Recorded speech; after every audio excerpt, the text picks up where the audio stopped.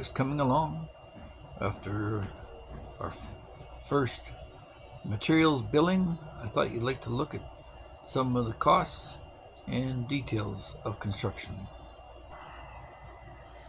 So we've got the rebar set in the slab sticking out, and the guys now are tying the different strands of rebar together using some wire to tie it all together. And this is quite a laborious process, but you want to make sure you got good reinforcement throughout your structure. So I go through a fair bit of rebar. We're using 20 mil, and we've ordered a lot of cement. It's all stacked up there ready to go. And we've got one of the guys over here working on the bench. He's preparing the braces for the vertical pieces. And he's a happy guy in his work. They're hard-working guys in the hot sun. It's 32 degrees Celsius today, and he's fortunate he's got a little bit of shade there, but he's cranking these things out just steady.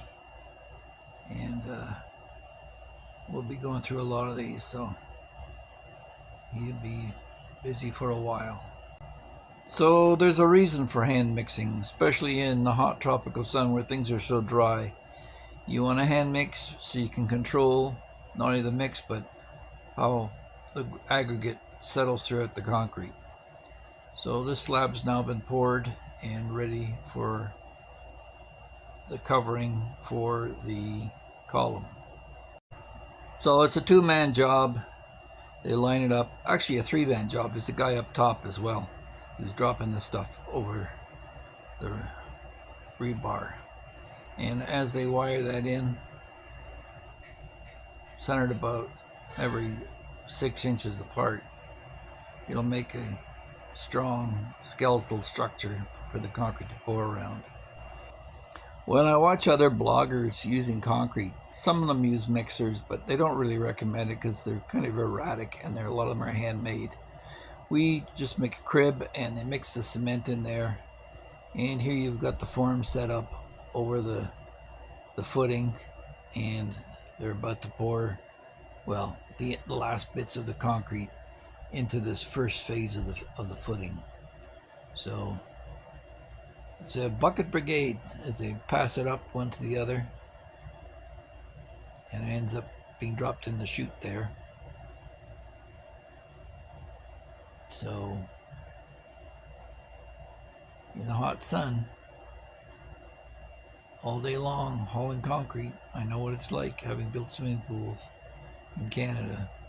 So the form's pretty well filled up for now for this portion. We'll let that settle and we'll move on to the next part. They mix up another batch and they're ready to go. Just soak it up, 3 parts gravel, 2 parts sand, and 1 part cement.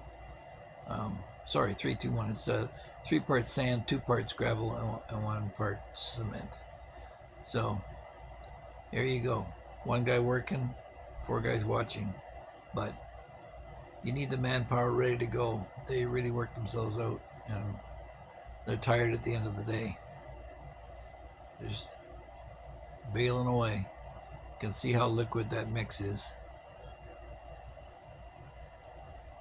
So if you are thinking about building in the Philippines, this would be a good crew to have. We don't use any vibrators because that leaves all the aggregate at the bottom of the form and sand at the top. It's not a good mix that way. But it is quite a liquid mix. We don't want to have any problems with it later on with air pockets or anything like that.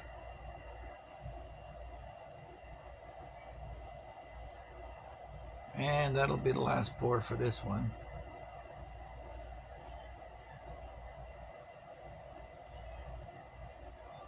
And we'll look at the pricing here of what the wiring costs and the rebar, and you've got your cement and gravel.